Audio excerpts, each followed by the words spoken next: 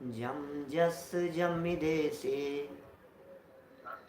जेण विहाणेन जम्मिकालम्मी प्रणादं जिणेन नियदं जम्मं वा हिवमरणं वा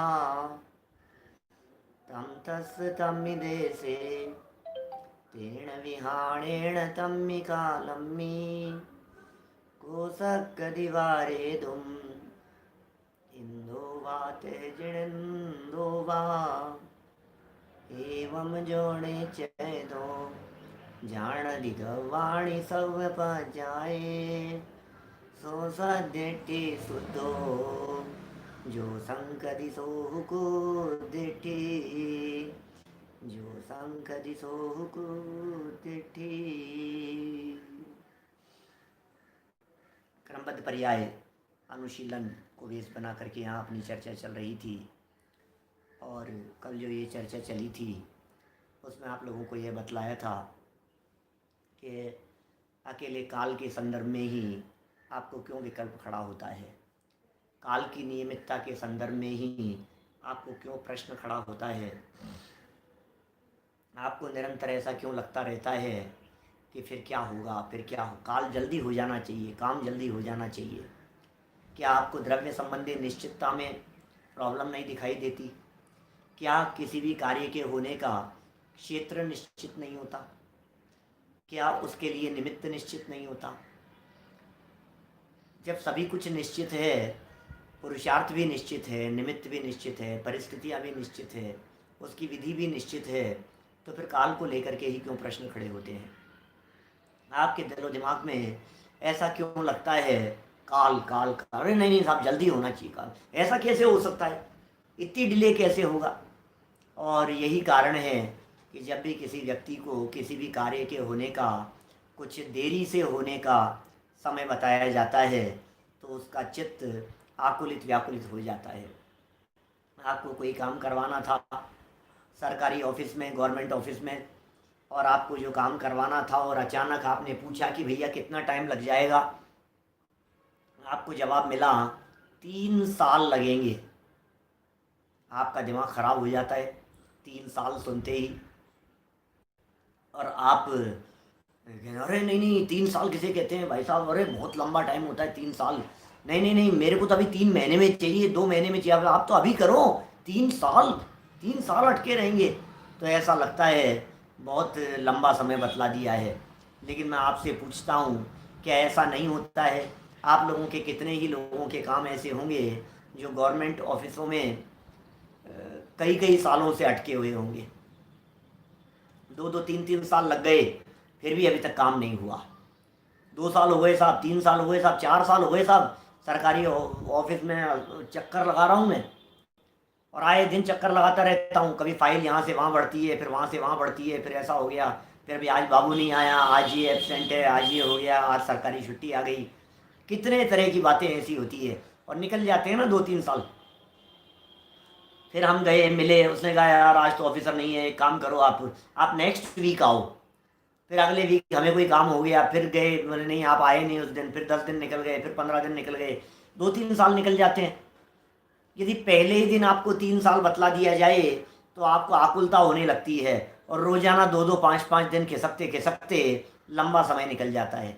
मैं आपसे पूछता हूँ, कितनी बार ऐसी परिस्थितियाँ नहीं होती है, किसी व्यक्ति ने आपसे उधार पैसे लिए, आपने उससे मांगा और उसने 2 दिन का समय दे दिया, 2 दिन का समय दे दिया, 2 दिन तक आप नहीं बोले, 7 दिन बाद में आपने बोले तो उसने कहा यार थोड़ा सा तंगी है, थोड़ा सा समय लगेगा, फिर थोड़ा समय बढ़ गया, फिर थोड़ा समय बढ़ गया।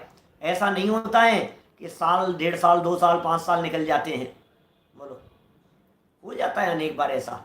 लेकिन वो पहले दिन ही वो व्यक्ति ये कहे कि मैं तो 5 साल बाद में दूंगा, तो आपकी हालत क्या होगी? पता नहीं क्यों काल के संदर्भ में इस जीव को बहुत आकुलता सी नजर आती है। मारीची के साथ में आखिर क्या हुआ था? मारीची के साथ में भी तो यही हुआ था ना, काल ही तो लंबा बतला दिया गया था, और क्या हुआ? डॉक्टर साहब आपके पास में कोई मरीज आए और आप जानते हैं कि इसके ठीक होने में 3 साल लगेंगे, तो भी आप ये कहते हैं ना कि आप तो दवाई चालू करो, हो जाएगा, हो जाएगा, हो जाएगा। पहले ही दिन कह दो वो आया है कि 3 साल लगेंगे, तो वो व्यक्ति भाग जाएगा। वो कहेगा नहीं नहीं, आपको छोड़ के मैं किसी दूसरे डॉक्टर को दिखा लूँगा। 3 साल कौन इंतजार करेगा भाई साहब तकलीफ को लेकर के। बीमारी हो रही है, दर्द हो रहा है और तुम कह रहे हो 3 साल भुगतना पड़ेगा। हम नहीं करने वाले हैं। 6 महीने भी यदि किसी व्यक्ति को तकलीफ के बारे में कह दो ना, बर्दाश्त नहीं होती है। वो कहता है नहीं 6 दिन में मिटानी है मेरे को, तो फिर चाहे वो 6 दिन करता करता 6 साल निकल जाए उसको। ये समय का ऐसा ही चक्कर है। मारीची के बारे में यदि ऋषभ देव की दिव्य ध्वनि में ये बात नहीं आई होती कि एक कोड़ा कोड़ी सागर लगेगा, तो शायद वो इस तरह की नौटंकी नहीं करता बाहर जाकर के, जो उसने न्यू सेंस क्रिएट कर दी बाहर। क्या किया उसने, बाहर पहुंच गया। बस मेरे को तो अभी भगवान बनना है, मुझे तो अभी तीर्थंकर बनना है। ये मुझे क्या तीर्थंकर बनाएंगे, कोड़ा कोड़ी सागर बाद 24वां तीर्थंकर अभी बनूंगा मैं। अब बोलो आप, हमें हमें ऐसी बातें, सेम पोजीशन हमारी है। हमें जॉब चाहिए, आप आए, आपको चाहिए, हम हमारे पास में आए, हमें चाहिए, हम आपके पास में गए, जो भी स्थिति समझ लो आप। अरे मैं दिला दूंगा, तू चिंता मत कर, चिंता मत कर। खुश हो गए एकदम, मैं दिला दूंगा जो। अरे चिंता मत कर। अब नेक्स्ट क्वेश्चन, कब दिला रहे हो? अब अभी तो आया है, थोड़ा इंतजार कर। फिर भी कब तक? बोले यही कोई 2-1 साल लग जाएंगे। हे क्या बात कर रहे हो, मैं जॉब की तलाश में आया और आप मेरे को 2 साल बाद का समय दे रहे हो क्या? आपके तो कहते ही मुझे कितनी उम्मीद बन गई थी। तो एकदम काल के बारे में लंबा सुनते ही इस जीव को उतावलापन शुरू हो जाता है, इस जीव को आकुलता शुरू हो जाती है, इस जीव के माथे पर 3 साल आ जाते हैं। पता नहीं क्यों काल की नियमितता इस जीव को बर्दाश्त नहीं होती है। हमारी जी को 24वां तीर्थंकर सुनते कितनी खुशी होनी चाहिए। अभी आपके बारे में कह दें चेतन तुम भगवान बनने वाले हो, क्या कितनी खुशी होती है एकदम। और सुनो, भगवान नहीं, नाम आया है तुम्हारा किसमें, 24वीं में तीर्थंकर बनने वाले हो। तो हमें तो भाई साहब खुशी का ठिकाना नहीं रहता है। कितने खुश हो जाते हैं हम लोग तीर्थंकरों में हमारा नाम। अरे फिर तो कहना ही क्या। मैं जानता हूँ हमारे सारे साधर्मी लोगों को, मैंने ऐसा अनेक साधर्मी लोगों से सुना है अनेक बार कि पंडित जी अपने को तो ज़्यादा कुछ नहीं चाहिए, अपने को तो इतना सा चाहिए कि भगवान ने अकेला अपने दिव्य ज्ञान में, केवल ज्ञान में हमें भव्य देखा हो। बस अपना तो भव्य भी देखा हो ना अपने को, कब चले ही जाएंगे अपन, अपना भी उद्धार हो जाएगा। क्यों भाई विराग है, आज नहीं तो कल कभी ना कभी हो ही जाएगा, अपना अपन भी पार लग जाएंगे। बस इतना सा यदि भगवान ने देख लिया कि ये भव्य है, बस हम तो उनके द्वारा भव्य देखने में हम अपने को धन्य समझ रहे हैं। उन्होंने कहा भव्य, हमने कहा धन्य हो गए हम तो। अब सोचो आप, अनंत अनंत काल तक रुलने और फिर तीर्थंकर की बात कह दे, वे भव्य नहीं मोक्ष जाने की बात कहे, तीर्थंकर बनने की बात कहे, तो कितने खुश हो जाएंगे। लेकिन मारीची मूर्ख था, मूर्ख था, मूर्ख नहीं था भाई साहब। काल की दूरी बर्दाश्त नहीं होती है, ये सच्चाई है, वस्तु स्वरूप है। ये ऐसा उदाहरण देकर के समझाते हैं इस मारीची के इस प्रसंग को कि समझ लो आप, अभी तो इलेक्शन का माहौल चल रहा है ना पूरे देश में, चारों तरफ। आप लोगों के यहाँ हो गए होंगे, कईयों के यहाँ कई हो रहे होंगे, सब जगह ऐसा ही चल रहा है। किसी ने पूछा, किसी नेता ने, मुख्यमंत्री जी ने पूछा, मान लो अभी, बोलो दोबारा मैं सत्ता में आऊंगा कि नहीं। अरे दोबारा सत्ता क्या, बहुत बड़े ज्योतिषी को दिखाया जा रहा है, और बहुत बड़े ज्योतिषी को दिखा करके क्या पूछा जा रहा है कि बतलाओ क्या मेरी जन्म कुंडली में प्रधानमंत्री बनने के योग दिख रहे हैं? है तो मुख्यमंत्री, और पूछ क्या रहा है, प्रधानमंत्री बनने के लिए पूछ रहा है, कुंडली दिखा करके ज्योतिषी से पूछ रहा है। मुख्यमंत्री हो, बहुत बड़ा भीड़ लगी है, लोग आए हुए हैं चारों तरफ, उसके मिनिस्टरों ने घेर रखा है और बहुत बड़े ज्योतिषी हैं। और पूछा, और तुरंत जवाब क्या मिला सौरभ, क्या जवाब मिला? बिल्कुल 100% योग दिख रहे हैं आपके, आपके प्रधानमंत्री बनने के योग 100% दिख रहे हैं। और आसपास में खड़े हुए लोगों ने कहा, था जो मुख्यमंत्री, अब मिठाई मंगवा, कितने डब्बे, बोले सारे गांव में बंटवा दो, अपन प्रधानमंत्री बनने वाले हैं। बोलो क्या होगा, बोलो। इतनी खुशी हो जाती है कि अच्छा अब ज्योतिषी जी महाराज, अब आप एक बात और बता दो कि मैं कब बनने वाला हूँ, टाइम भी तो बता दो। देख रहा हूँ देख के बताता हूँ, कुंडली में योग तो है, देख के बताता हूँ। कब बनोगे? बोले 400 साल बाद का योग है। कब का योग है? 400 साल। क्या बकता है, बकवास करता है। 400 साल बाद का मतलब समझता है? 400 साल बाद का मतलब ये है जिंदा जीते रहते कभी नहीं बनोगे। यार तू आना, जीते जी कब। 400 साल बाद का मतलब क्या है? तुम कहना क्या चाहते हो ये बात कह करके? इसका मतलब जीते जी तुम कभी प्रधानमंत्री नहीं बनोगे, यही अर्थ हुआ ना उसका। बर्दाश्त होगी, बोलो?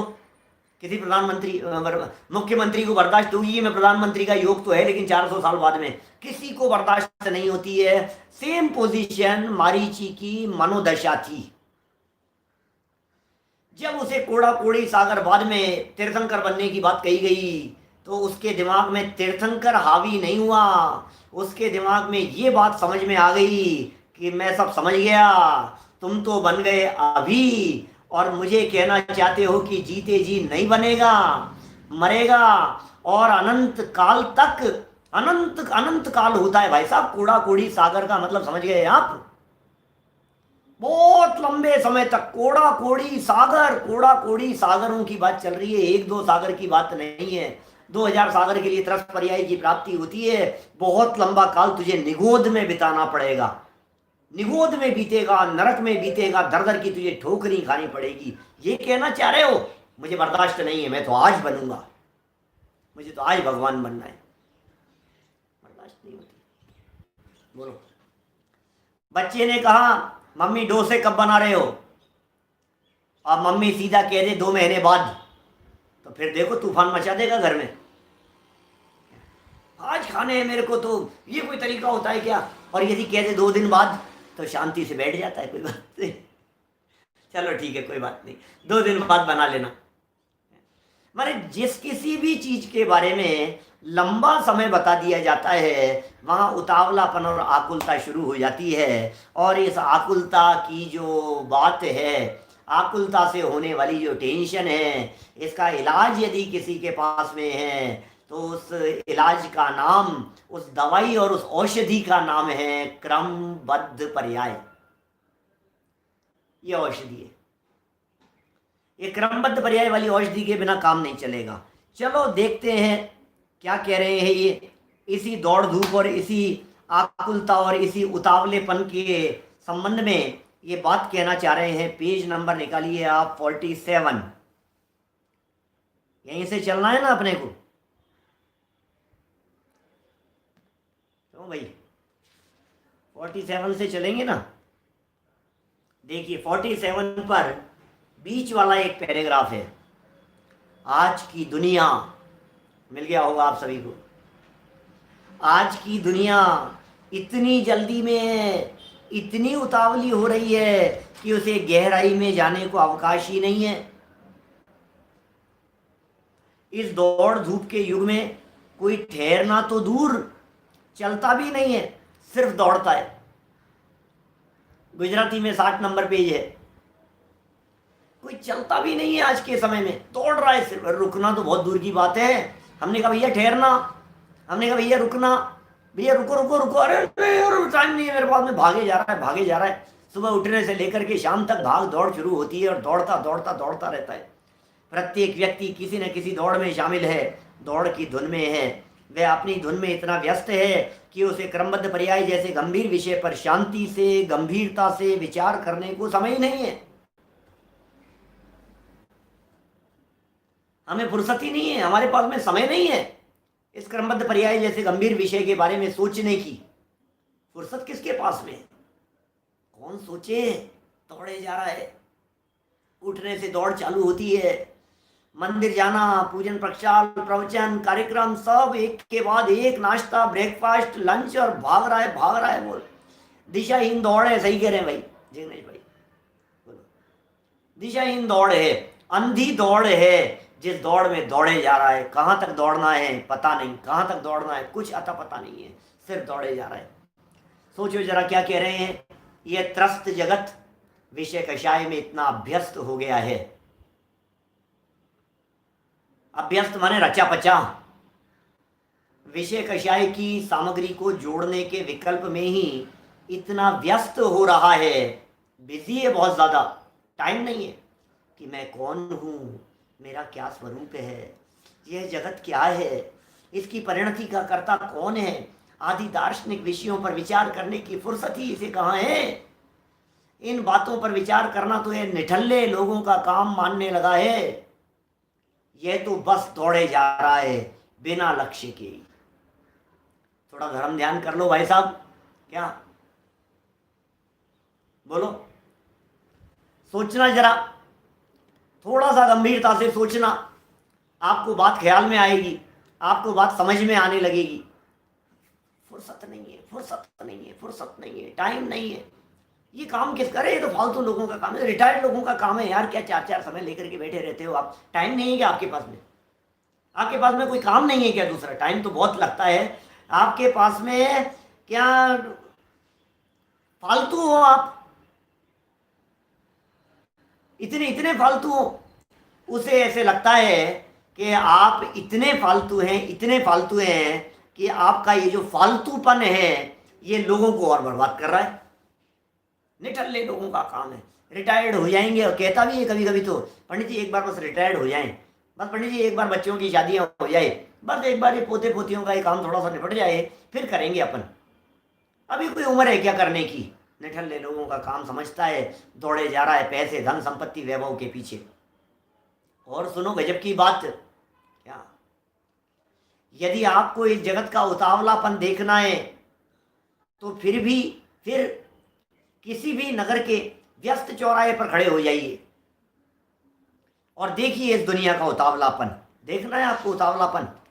आंखें बंद कीजिए और आंखें बंद करके जरा दृश्य देखिए आपके नगर के किसी व्यस्त चौराहे के।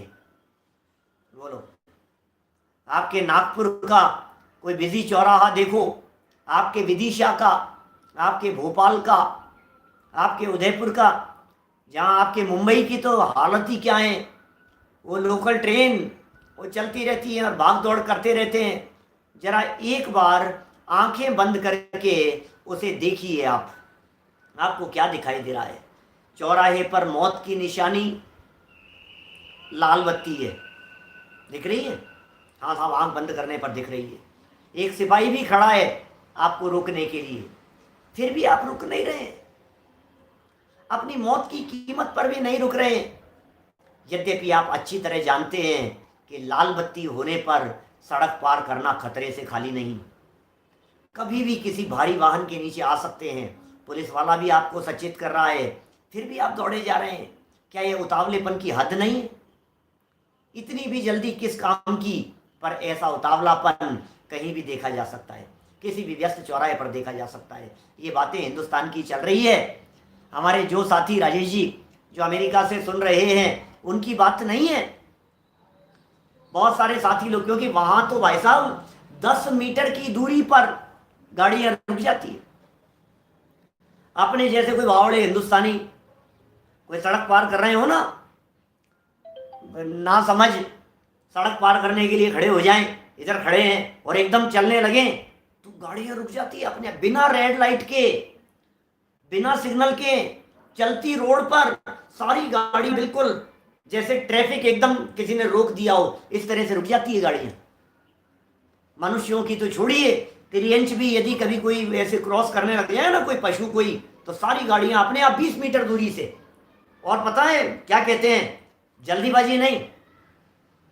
आप कह रहे यार, हमारे यहाँ तो भाई साहब हालत ही खराब है। मैं कोई इंडिया की बुराई नहीं करना चाह रहा हूँ, भारत की तो गौरव गरिमा मेरे हृदय में बहुत है, हम तो देशभक्त हैं।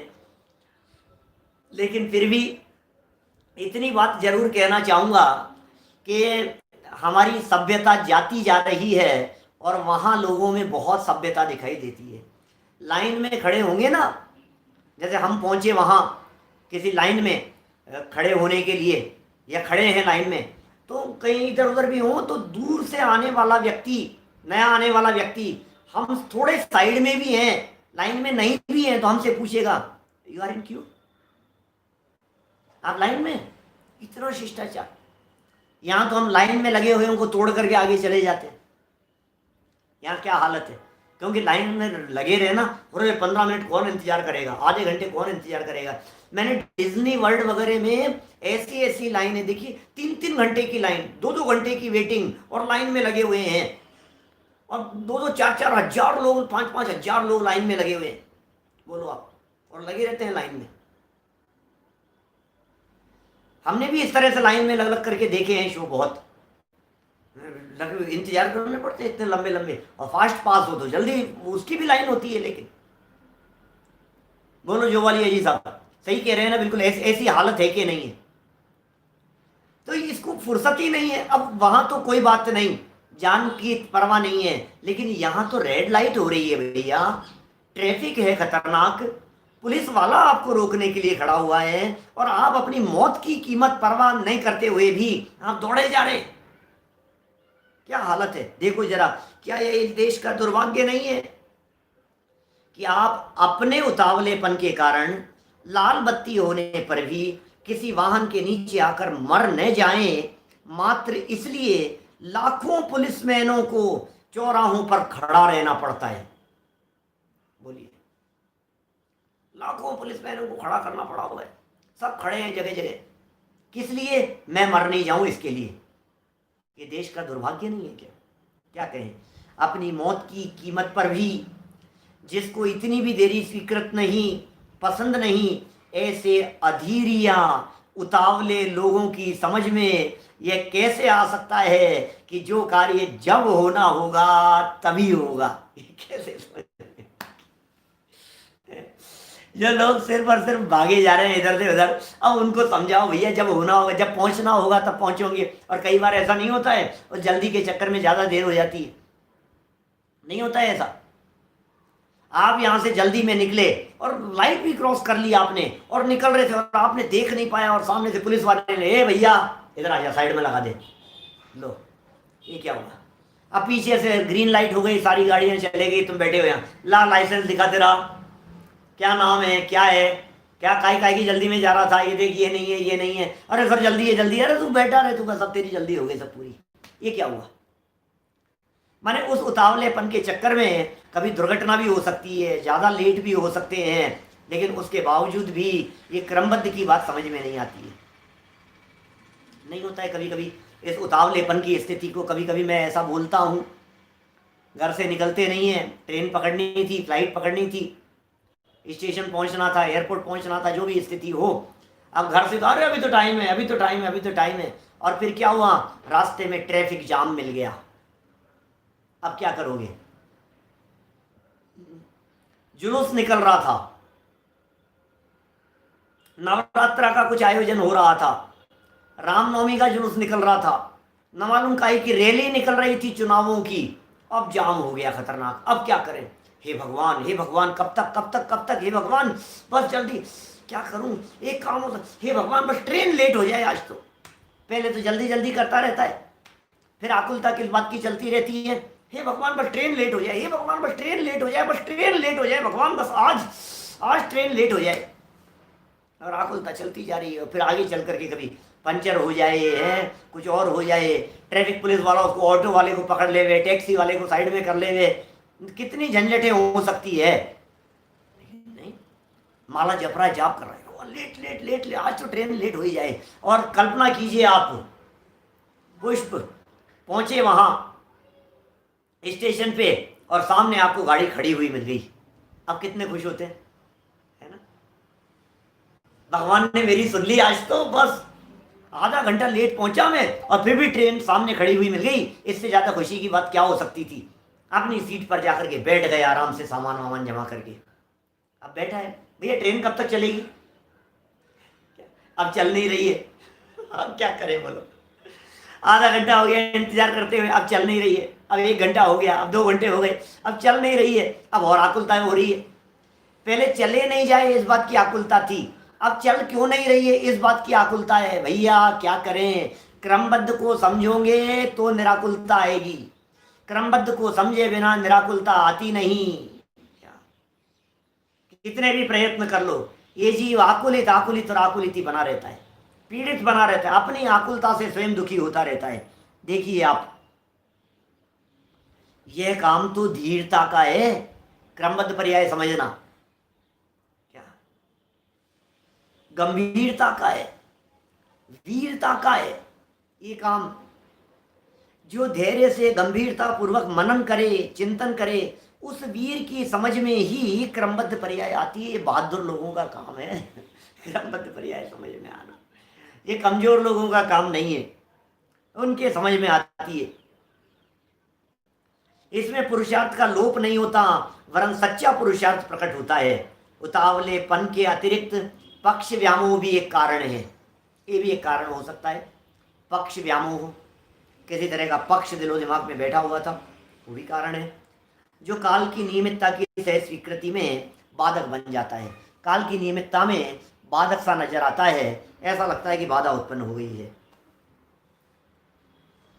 पक्ष व्यामोह से रहित आत्मार्थी वीर बंधुओं से अनुरोध है कि वे इस महत्वपूर्ण विषय पर धीरता व गंभीरता से विचार करें।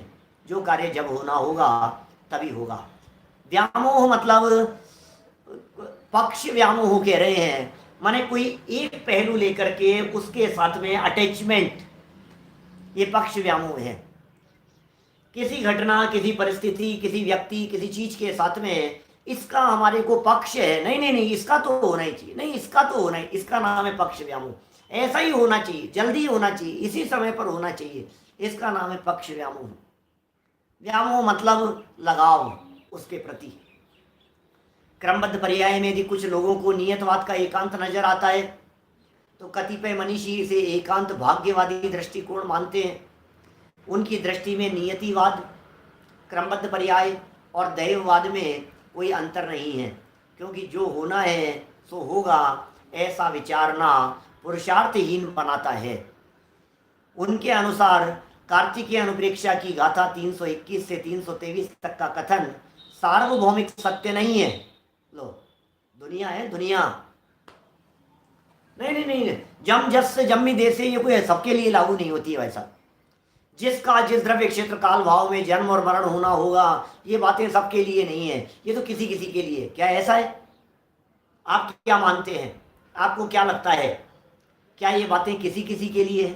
क्या ये बातें सबके लिए नहीं है? बोलिए। इस संदर्भ में हम सिद्धांताचार्य पंडित कैलाश चंद्र जी वाराणसी के विचार, जो कि उन्होंने कार्तिकीय अनुप्रेक्षा की उक्त गाथाओं के भावार्थ में ही व्यक्त किए हैं, उद्धृत करना चाहते हैं। कौन? कैलाश चंद्र जी बनारस वाले। इन्हीं गाथाओं की व्याख्या में उन्होंने लिखा है भावार्थ, उसे यहाँ उद्धृत कर रहे हैं। सम्यक दृष्टि ये जानता है कि प्रत्येक पर्याय का द्रव्य, क्षेत्र, काल और भाव नियत है।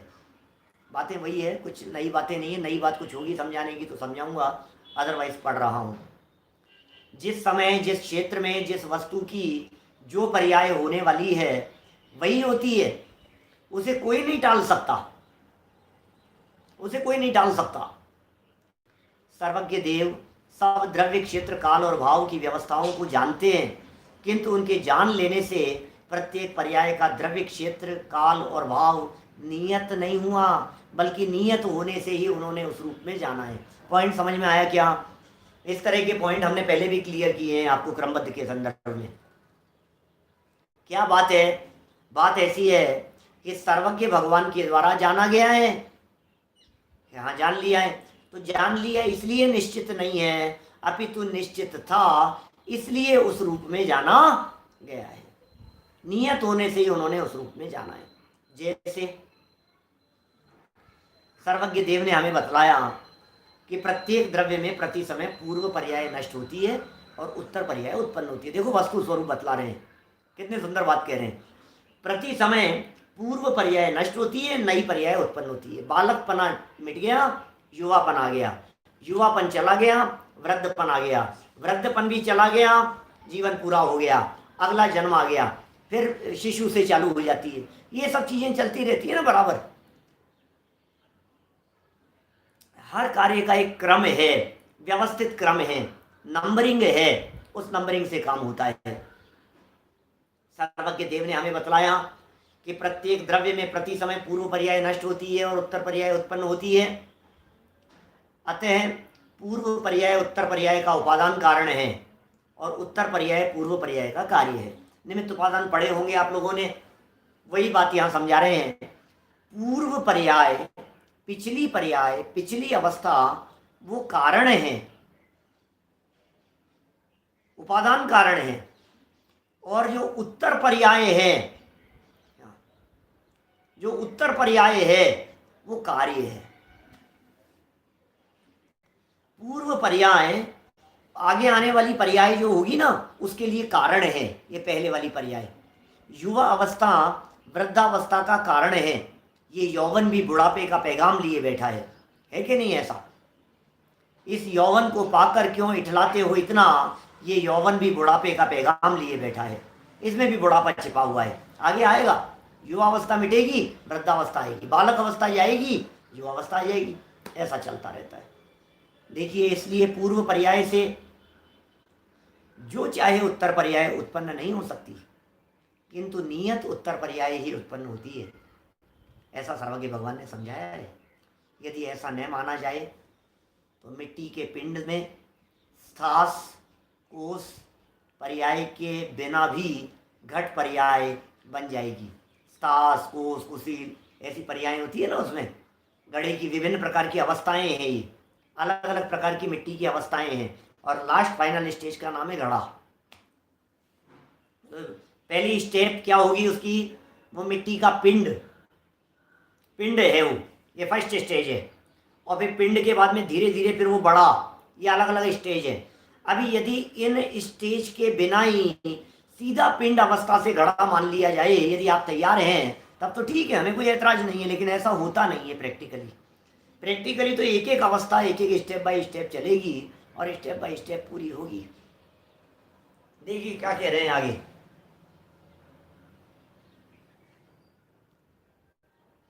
अतः यह मानना पड़ता है कि प्रत्येक पर्याय का द्रव्य क्षेत्र काल और भाव नियत है। आगे देखिए, कुछ लोग इसे नियतिवाद समझकर उसके भय से प्रत्येक पर्याय का द्रव्य क्षेत्र और भाव तो नियत मानते हैं। लोग हैं, द्रव्य तो नक्की है भाई साहब, क्षेत्र नक्की है और भाव तो नक्की है, किंतु काल को नियत नहीं मानते। उनका कहना है कि पर्याय का द्रव्य क्षेत्र और भाव तो नियत है किंतु काल नियत नहीं है। काल को नियत मानने से पौरुष व्यर्थ हो जाएगा। सोच है आम आदमी की, काम जल्दी होना चाहिए, मेरा ये काम अटका हुआ है, ये काम कल हो जाए, कल नहीं आज ही हो जाए, आज नहीं अभी हो जाए।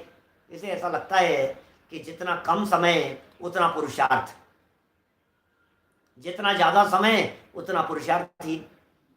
किसी व्यक्ति को, किसी बालक को कोई काम करने के लिए सौंपा गया, आज हमने काम दिया और हमने कहा कि 2 दिन बाद में करके देना भैया, 2 दिन के अंदर अंदर सबको करके देना है। विद्यार्थियों को हमने होमवर्क दिया, फिर क्या हुआ? अचानक ये हुआ कि 2 दिन के लिए कहा था ना हमने, 2 दिन में करके देना है। एक लड़का शाम तक ही होमवर्क करके ले आया। हमने कहा यार गजब पुरुषार्थी है भाई साहब, गजब मेहनती लड़का है, तुरंत ऐसा काम कर लाया। और जिसको 2 दिन के लिए दिया था वो व्यक्ति 3 दिन में भी नहीं लाए, 4 दिन में भी नहीं लाए, 6 दिन लगा देवे काम को करने में, तो हम क्या कहेंगे? ये ढीला है, से काम नहीं होता, इतना समय लगा दिया। देखो, काल के बारे में जैसे ही डिले होता है इसे बात बर्दाश्त नहीं होती। ये बात यहाँ समझाना चाह रहे बोलो, किंतु उनका कथन उक्त कथन सिद्धांत विरुद्ध है, क्योंकि द्रव्य क्षेत्र और भाव नियत होते हुए काल अनियत नहीं हो सकता। यदि काल को अनियत माना जाएगा तो काल अवधि कोई चीज ही नहीं रहेगी। फिर तो संसार परिभ्रमण का काल अर्ध पुद्गल परावर्तन से अधिक शेष रहने पर भी सम्यक्त्व प्राप्त हो जाएगा। इतनी बड़ी समस्या आएगी, हैं कि आप उसके लिए तैयार? बोलो। हाँ कहेंगे नहीं है ऐसा कैसे हो सकता है? अर्ध पुद्गल परावर्तन से ज्यादा समय रहने पर कैसे हो सकता है सम्यक दर्शन की प्राप्ति? वो तो नहीं हो सकता।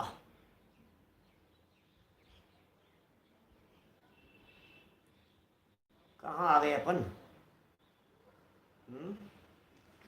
लाइन कहाँ चले गई भैया, पेज घुमा दिया। सम्यक तो प्राप्त हो जाएगा, तब तो काल लब्धि चीज ही नहीं रही, हो गया ना ये। और बिना उस काल को पूरा किए ही मुक्ति हो जाएगी। काल लब्धि आए बिना ही आपको मोक्ष मानना पड़ेगा। काल लब्धि आए बिना ही अर्धपुद्गल परावर्तन से ज्यादा काल था, और तभी आपने समझ लिया सम्यक दर्शन हो गया। हो कैसे गया ये बतलाओ। फिर तो काल मतलब ये लिमिट है ना। सम्यक दर्शन उसी जीव को प्राप्त हो सकता है जिस जीव का संसार परिभ्रमण का काल अर्धपुद्गल परावर्तन से कम बचा हो। क्या इसमें काल की नियमितता नहीं झलकती है? इससे स्पष्ट ख्याल में आता है ना कि काल भी नियमित ही है। देखिए, रही पौरुष की व्यर्थता की आशंका, तो समय से पहले किसी काम को पूरा कर लेने में से ही पौरुष की सार्थकता नहीं होती। समय से पहले कर लिया, पुरुषार्थी हो गया, ऐसा लगता है, फीलिंग में आता है हमारे को। समय से पूरा कर लिया, ठीक है, अच्छी बात है। हमने 2 दिन का समय दिया था, आपने आज ही शाम को करके दिखा दिया, बहुत अच्छी बात है। लेकिन जिन्होंने 2 दिन में दिखाया है, समय पर काम करके दिया है, क्या वे पुरुषार्थहीन है? क्या आप उन्हें पुरुषार्थी नहीं मानते? इसका मतलब कार्य का टाइम पर हो जाना भी पुरुषार्थ का ही सूचक हुआ करता है, पुरुषार्थ ही है उसमें।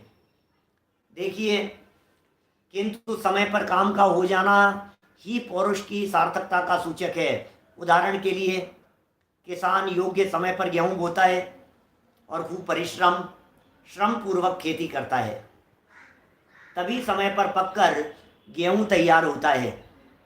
ऐसा है कि नहीं? समय पर उसने गेहूं बोए, किसान ने गेहूं बोने के बाद क्या किया? गेहूं बोए उसने, और गेहूं बोने के बाद में मेहनत की, खाद डाली, रोजाना खेती करता था, रोजाना फसल की पानी डालता था, मेहनत करता था। और कब फसल होगी उससे पूछो तो वो भी यही कहता है 3 महीने बाद में होगी, 3 महीने लगेंगे फसल पक करके तैयार होने में। तो क्या वो पुरुषार्थी हो गया? क्या किसान का पौरुष व्यर्थ कहलाएगा? यदि वे पौरुष नहीं करता तो समय पर उसकी खेती पककर तैयार नहीं होती। अतः काल की नियतता में पौरुष के व्यर्थ होने की आशंका निर्मूल है। हिसाब जब होना होगा तभी होगा, तो फिर तो पुरुषार्थ करने से मतलब ही क्या रहा? फिर पुरुषार्थ का क्या रोल है? भैया, समय पर काम होगा और समय पर होगा, पुरुषार्थ पूर्वक होगा, और आप उसके लिए प्रयत्न और पुरुषार्थ भी करेंगे, और इतना ही पुरुषार्थ करेंगे कि ये कार्य इस समय पर पूरा हो जाए। इसका नाम क्रमबद्ध है, सारी बातें निश्चित होती है। देखिए, अतः जिस समय जिस द्रव्य की जो पर्याय होनी है वह अवश्य होगी, ऐसा जानकर सम्यक दृष्टि संपत्ति में हर्ष और विपत्ति में विषाद नहीं करता, और न संपत्ति की प्राप्ति तथा विपत्ति को दूर करने के लिए देवी देवताओं के आगे गिड़गिड़ाता फिरता है। ये किसकी चर्चा चल रही है? 321, 22, 23 समझ में आ रही है बात? क्या 321, 22, 23 जो कार्तिकेय अनुप्रेक्षा की गाथाएं हैं, उसकी टीका भावार्थ लिखते समय पंडित कैलाश चंद जी बनारस वालों का वचन चल रहा था। ये भूल तो नहीं गए आप लोग? वो वचन चल रहा है। और अंतिम लाइन जो इन्होंने लिखी है 1 नंबर पॉइंट दे करके, इसमें क्या लिखा है? देवी देवताओं के आगे गिड़गिड़ाता फिरता है। देखिए, आपको शायद मैंने पहले मोक्षमार्ग प्रकाशक आदि प्रवचनों के अंदर कहीं बात कही थी। भक्ति ये पूज्य माणो वंतर देवो विदेदी यदि लच्छी तो किम धम्मम कीरई एवं चिंते ही सद्दिट्ठी। 320 नंबर की गाथा है ये कार्तिकेय अनुप्रेक्षा की। 21, 22, 23 तो सुनाई, याद ही है आप लोगों को। इससे पहले वाली गाथा है 320 नंबर की, और उस गाथा में कहा है भक्ति और पूज्य माणो, भक्ति और पूजन आदि करने से व्यंतर देवो विदेदी यदि लक्ष्मी, यदि कोई व्यंतर देव आपकी भक्ति करने से, भगवान की भक्ति करने से, या उस व्यंतर की भक्ति पूजन आराधना करने से, किसी देवी देवता की आराधना करने से यदि वो खुश होकर के हमारे को कुछ लक्ष्मी दे देवे, कुछ प्रदान कर देवे, धन संपत्ति दे देवे, तो कहते हैं तो किम धम्मम कीरदी एवं चिंते ही सद्दिट्ठी, सम्यक दृष्टि ऐसा विचार करता है, फिर मेरे किए हुए का क्या होगा, फिर मेरे किए हुए का क्या होगा, बताओ। जो मैंने किया है क्या उसका फल नहीं मिलेगा? सम्यक दृष्टि ऐसा विचार करता है। तो इस बात को आधार बनाकर कई लोग ये कहते हैं कि ये जो जम जस जम्मी देसे वाली जो इसके जस्ट बाद में गाथा है 321 नंबर, तो लोगों का ऐसा कहना है कि ये जम जस वाली जो गाथाएं हैं, ये गाथाएं तो ग्रहित मिथ्यात्व के निषेध के लिए आई है, इसके लिए लिखी है कि तेरे को ज्यादा जाकर के देवी देवताओं से भीख मांगने की जरूरत नहीं है, जब मिलना होगा तब मिलेगा। इस अर्थ में ग्रहित मिथ्यात्व का निषेध करने के लिए यह गाथाएं आई है, ऐसा लोग कहते हैं। स्पष्टीकरण सुनिए, इसी को समझा रहे हैं। उक्त कथन में कार्तिकेय अनुप्रेक्षा की उक्त गाथाओं की सार्वभौमिकता पर ही बल दिया गया है और पौरुष की सार्थकता भी सिद्ध की गई है। सम्यक दृष्टि ज्ञानी जीव की परमुखापेक्षिता एवं दीनता इसी सार्वभौमिक सत्य के आधार पर समाप्त होती है कि एक द्रव्य दूसरे द्रव्य का भला बुरा नहीं कर सकता, तथा जिस द्रव्य की जो पर्याय जिस काल में जिस विधान से जिस निमित्त पूर्वक जैसी होनी है, उस द्रव्य की वह पर्याय उसी काल में उसी विधान से उसी निमित्त पूर्वक वैसी ही होगी। उसे इंद्र तो क्या जिनेंद्र भी नहीं पलट सकते हैं, तो फिर व्यंतर आदि साधारण देवी देवता की तो क्या विसात है। माने ये जो पूरा प्रकरण है, इस प्रकरण के माध्यम से यही तो स्पष्ट किया गया है। इंदो वाते जिनेंदो वा तो कही है ना बात, इंद्र नहीं पलट सकते, जिनेंद्र नहीं पलट सकते। भैया जब इंद्र और जिनेंद्र नहीं पलट सकते हैं तो फिर क्या बात कर रहे हो आप? ये साधारण देवी देवता ये कर लेंगे, कुछ भवनवासी देव कर लेंगे, व्यंतर कर लेंगे, कुछ नहीं करने में समर्थ हो सकते हैं। जरा विचार तो कीजिए कि कार्तिकीय अनुप्रेक्षा का उक्त कथन ग्रहित मिथ्यात्व के निषेध के लिए किया गया है, उसे सार्वभौमिक नहीं मान लेना चाहिए, इसका क्या अर्थ हो सकता है, ये विचार करने के लिए कह रहे हैं। फिर सुनो क्या कहा 51 नंबर पेज। क्या ये बात सत्य नहीं है? सिर्फ ऐसे ही कह दिया है, ऐसे ही कह दिया है सिर्फ कहने के लिए। क्या यह बात सत्य नहीं है? मात्र ग्रहित मिथ्यात्व को छुड़ाने के लिए यूं ही कह दी गई है? क्या असत्य के आश्रय से ग्रहित मिथ्यात्व छूट सकता है? क्या समय से पूर्व कोई कार्य संपन्न किया जा सकता है? क्या समय के पूर्व कार्य संपन्नता में ही पुरुषार्थ है? समय से पहले कर लिया इसी में पुरुषार्थ है? पुरुषार्थ की बात करते हैं ना, अभी पुरुषार्थ का आ गया है ये समय, ये पुरुषार्थ की चर्चा करने वाला यहाँ प्रश्न खड़े कर रहे हैं। कल करेंगे इस बात को, कल उठाएंगे अपन और विस्तार से। यहाँ तो क्या कह रहे हैं, क्या समय के पूर्व कार्य संपन्नता में ही पुरुषार्थ है? शेष कार्य क्या बिना पुरुषार्थ के ही संपन्न हो जाते हैं? कितने प्रश्न रख दिए हैं सामने। पुरुषार्थ करना पड़ेगा, पुरुषार्थ करना पड़ेगा, जल्दी होगा तो हम मान लेंगे कि तुम पुरुषार्थी हो, थोड़ा भी डिले हुआ तो हम समझ लेंगे कि पुरुषार्थ नहीं है। काल से पुरुषार्थ को जोड़ने लगता है, जबकि पुरुषार्थ अलग फैक्टर है और काल अपने आप में एक अलग फैक्टर है। देवीलाल जी साहब सही कह रहे हैं, ये तो अकाट्य सी नियम है, कौन बदले इसे, ऐसा है। देखो ये कुछ प्रश्न हैं जो कि उक्त सत्य को सार्वभौमिक एवं सार्वकालिक न मानने पर उत्पन्न होते हैं। फिर सर्वज्ञता का प्रश्न भी तो खड़ा हुआ ही है। अब रहा एक पुरुषार्थहीनता का प्रश्न। अब आ गया है समय कि इस क्रमबद्ध पर्याय को लेकर थोड़ी चर्चा पुरुषार्थ के बारे में कर ली जाए। तो यदि आप लोग तैयार हैं तो पुरुषार्थ के लिए चर्चा करने का समय आज नहीं कल आएगा, कल के क्रम में है। कल ठीक 4:20 पर हम चर्चा को आगे बढ़ाएंगे और इस पुरुषार्थहीनता के संबंध में जितनी आवश्यक बातें हो सकेगी उन सब आवश्यक बातों को आपके सामने प्रस्तुत करेंगे। अभी की बात को यहीं विराम देते हैं। जिनवाणी स्तुति के ज्ञान ते सूझे लोकालोक, वाणी मस्तक नमो सदा दे तुम